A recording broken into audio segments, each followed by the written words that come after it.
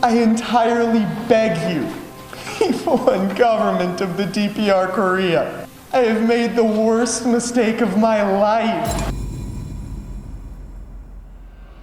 America का 22 साल की ऑटो वॉम्बियर, जो कि एक कॉलेज स्टूडेंट था, अपने दोस्तों के साथ छुट्टियां और न्यू ईयर सेलिब्रेट करके नॉर्थ कोरिया से लौट रहा था। अचानक एयरपोर्ट पर कुछ नॉर्थ कोरियाई गार्ड्स ने उसे पकड़ लिया। ऑटो को लगा कि उसने कोई गलती नहीं की है, फिर भी उसे गिरफ्तार किया जा रहा है। उसने सोचा ये जरूर कोई गलतफहमी होगी, लेकिन उसका सदमा तब और बढ़ गया जब उसके दोस्तों की फ्लाइट बिना उसके ही टेक ऑफ कर गई। इसके बाद नॉर्थ कोरियाई पुलिस ने ऑटो को कोर्ट में पेश किया, जहां उसे 15 साल की भयानक कैद की सजा सुनाई गई और फिर जेल की अंधेरी कोठरी में शुरू हुआ अमानवीय अत्याचार। लेकिन क्यों? नॉर्थ कोरिया जाकर उसने ऐसा क्या किया था जिसके लिए उसे इतनी भयानक सजा मिली? और आखिरकार उसके साथ क्या हुआ? यह पूरी घटना सुनकर आप भी हैरान रह जाएंगे कि किसी देश का कानून इतना क्रूर भी हो सकता है। इस घटना की शुरुआत हुई एक अखबार के छोटे से आर्टिकल से, जहां यंग पायनियर नाम की एक चीनी ट्रैवल एजेंसी मात्र $1200 में नॉर्थ कोरिया घुमाने का दावा कर रही थी। अखबार के उसी आर्टिकल पर अमेरिका के ओहायो निवासी ऑन्टो वॉम्बियर की नजर पड़ी। ऑन्टो अमेरिका की वर्जीनिया यूनिवर्सिटी में पढ़ने वाला एक ब्रिलियंट छात्र था। 2013 में उसने वायोमिंग हाई स्कूल से सेकंड हाईएस्ट स्कोर के साथ ग्रेजुएशन पूरा किया था। इसके अलावा वो एक एक्सपर्ट स्विमर और फुटबॉलर भी था और कॉलेज में उसकी अच्छी खासी पहचान थी। लेकिन वर्जीनिया यूनिवर्सिटी में उसके फाइनल सेमेस्टर के दौरान पढ़ाई के सिलसिले में 2016 में ऑटो का हांगकांग जाने का प्लान था। परीक्षा का दबाव, नौकरी की तैयारी और तमाम तनाव को देखते हुए उसने सोचा कि इस बार न्यू ईयर को थोड़े अलग अंदाज में सेलिब्रेट किया जाए। अखबार में नॉर्थ कोरिया टूर वाला आर्टिकल देखते ही ऑटो बहुत एक्साइटेड हो गया, क्योंकि बचपन से ही उसे नॉर्थ कोरिया और वहां के लोगों की जीवन शैली के बारे में बहुत जिज्ञासा थी। इसलिए इस आर्टिकल को पढ़ते ही ऑटो ने तय कर लिया कि 2016 का न्यू ईयर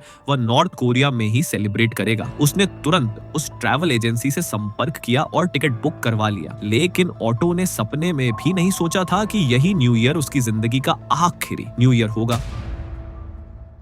29 दिसंबर 2015 को ऑटो अपने ट्रैवल ग्रुप के साथ चीन के बीजिंग एयरपोर्ट से रवाना हुआ। इस ग्रुप में ऑटो के अलावा 10 और अमेरिकी थे। साथ ही इंग्लैंड और ऑस्ट्रेलिया से भी कुछ टूरिस्ट शामिल थे। करीब 2 घंटे की यात्रा के बाद फ्लाइट नॉर्थ कोरिया की राजधानी प्योंगयांग एयरपोर्ट पर लैंड हुई। इसके बाद सभी लोग वहां के मशहूर यंगदग इंटरनेशनल होटल में रुके। इस होटल का नाम याद रखना जरूरी है, क्योंकि इसी को लेकर पूरी घटना घटने वाली थी। नॉर्थ कोरिया पहुंचने के पहले ही दिन वहां के टूर गाइड ने उन्हें आसपास के टूरिस्ट स्पॉट घुमाए। फिर 31 दिसंबर 2015 को न्यू ईयर सेलिब्रेशन के लिए सभी लोग प्योंगयांग के किम इल सुंग स्क्वायर में इकट्ठा हुए। वहां विदेशी पर्यटकों के अलावा हजारों नॉर्थ कोरियाई लोग भी नए साल का जश्न मनाने आए थे। पूरी रात किम इल सुंग स्क्वायर में सेलिब्रेशन चलता रहा। सेलिब्रेशन खत्म होने के बाद ऑटो अपने सभी ग्रुप मेंबर्स के साथ होटल लौट आया। होटल पहुंचकर कोई बार में जाकर ड्रिंक और पार्टी करने लगा, तो कोई अपने कमरे में जाकर आराम करने लगा।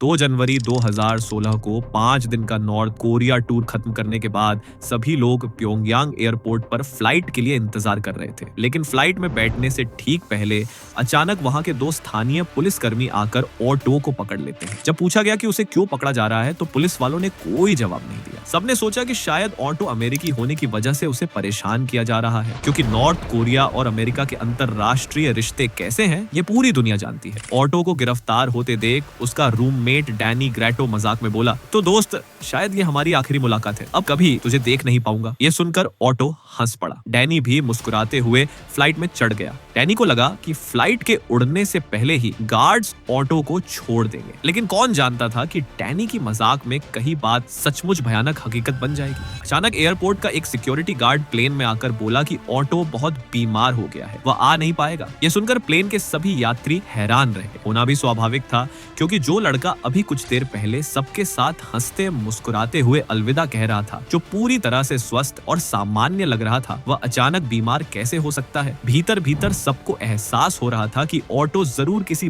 बड़ी साजिश का शिकार हुआ है। कुछ ही देर में ऑटो को पीछे छोड़कर विमान प्योंगयांग एयरपोर्ट से उड़ान भर भर गया। इस घटना के कुछ दिन बाद नॉर्थ कोरिया की सेंट्रल न्यूज एजेंसी ने बयान जारी किया कि ऑटो को देश के खिलाफ शत्रुतापूर्ण काम करने के आरोप में गिरफ्तार किया गया है। लेकिन उसने वहां जाकर वास्तव में क्या अपराध किया था ये बताने से नॉर्थ कोरिया की सरकार ने साफ इनकार कर दिया। इसके बाद लगभग 2 महीने तक न तो नॉर्थ कोरिया की सरकार ने ऑटो के बारे में कोई अपडेट दिया और न ही अमेरिकी सरकार अपने स्रोतों के जरिए ऑटो की कोई जानकारी जुटा सकी। लेकिन 18 मार्च 2016 को नॉर्थ कोरिया की न्यूज एजेंसी ने एक वीडियो प्रकाशित किया जिसमें एक व्यक्ति को दीवार से एक पोस्टर हटाते हुए दिखाया गया, मगर वीडियो की क्वालिटी इतनी खराब थी कि साफ साफ ये पहचानना मुश्किल था कि वह व्यक्ति वास्तव में कौन है। फिर भी नॉर्थ कोरिया का दावा था कि वही व्यक्ति ऑटो वॉम्बियर है जिसने 1 जनवरी की रात 1:57 पर रियांगा को होटल से वह पोस्टर हटाया था और इसी अपराध के आधार पर ऑटो को कोर्ट में पेश किया गया। वहां उसे इस 15 साल की भयानक सजा सुना दी गई। सोच सकते हैं, जहां हमारे देश में खून जैसे जघन्य अपराध करने वालों को 14 साल की उम्र कैद की सजा दी जाती है, वहीं नॉर्थ कोरिया में एक मामूली पोस्टर हटाने के लिए ऑटो को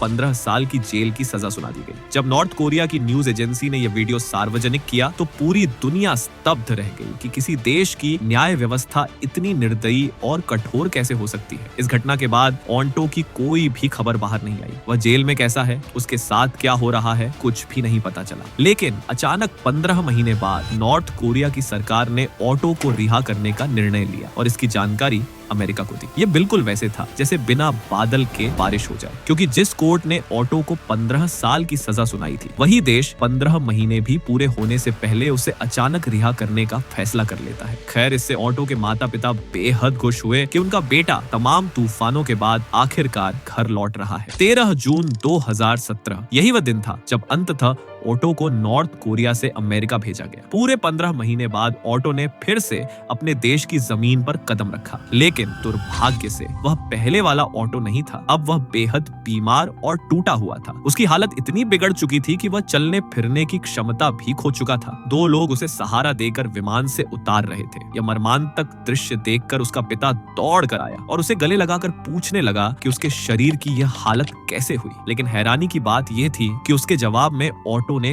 कुछ भी नहीं कहा। तो आंखों से सब कुछ देख रहा था, सांस भी ले रहा था, लेकिन इसके अलावा किसी भी तरह की प्रतिक्रिया नहीं कर रहा था। यानी नॉर्थ कोरिया की जेल में उसके साथ वास्तव में क्या हुआ था ये बताने की क्षमता ऑटो खो चुका था। ये देखकर उसके माता पिता बेहद दुखी हो गए। And he had been reduced to this animalistic creature that I couldn't hug and I couldn't get a feeling back from.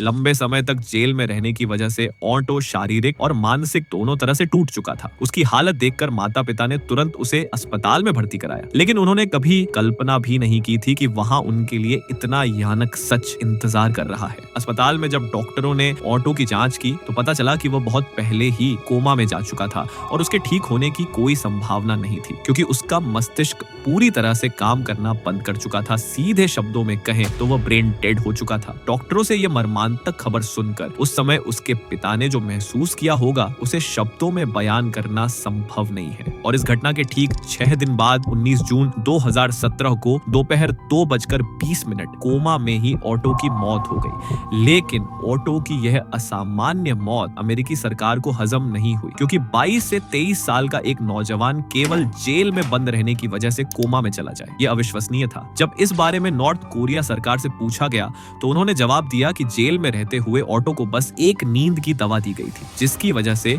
उसकी हालत बिगड़ी।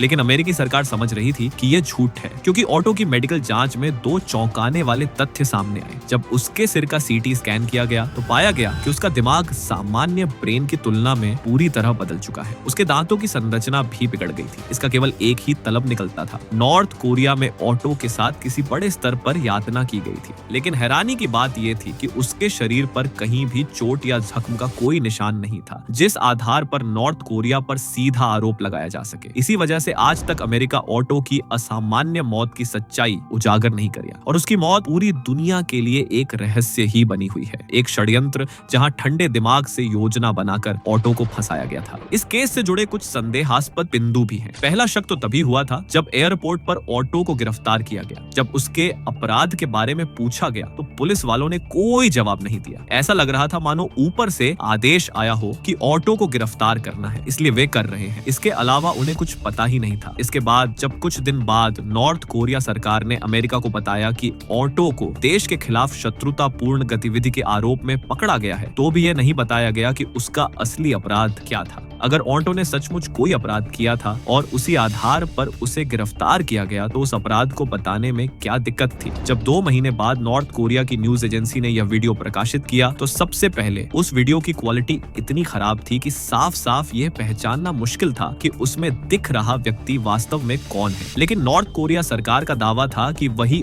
ऑटो वॉम्बियर है जिसने न्यू ईयर की रात 1:57 पर होटल से पोस्टर हटाया था। लेकिन जब नॉर्थ कोरिया से लौटने के बाद ऑटो के दोस्तों का इंटरव्यू लिया गया तो उन्होंने कहा कि न्यू ईयर की रात 3 बजे तक वे पार्टी कर रहे थे और उस समय तक ऑटो भी उनके साथ मौजूद था। इसे साफ ही हो गया कि रात 1:57 पर ऑटो वो पोस्टर हटा ही नहीं सकता था क्योंकि वो पार्टी में था। अब अगर मान भी लें कि ऑटो के दोस्त उसे बचाने के लिए झूठ बोल रहे थे तो भी एक बात सोचने लायक है। यह सीसीटीवी फुटेज जिसके आधार पर नॉर्थ कोरिया सरकार ने ऑटो को गिरफ्तार किया वह उनके पास शुरू से ही होना चाहिए था। तो फिर वीडियो को पब्लिश करने में नॉर्थ कोरिया सरकार को पूरे 2 महीने क्यों लगे? यहाँ तक कि शुरुआत में तो नॉर्थ कोरिया सरकार यह बताना भी नहीं चाहती थी कि ऑटो ने आखिर कौन सा अपराध किया। मुझे लगता है कि उस समय उनके पास ऑटो के खिलाफ कोई ठोस सबूत नहीं था, इसलिए उन्होंने ऑटो को फंसाने के लिए उन 2 महीनों में नकली सीसीटीवी फुटेज तैयार किया ताकि पूरी दुनिया के सामने उसे दोषी साबित किया जा सके। नॉर्थ कोरिया यह भी कहता है कि केवल एक नींद की दवा की वजह से ऑटो कोमा में चला गया और उसकी यह हालत हो गई। लेकिन मुझे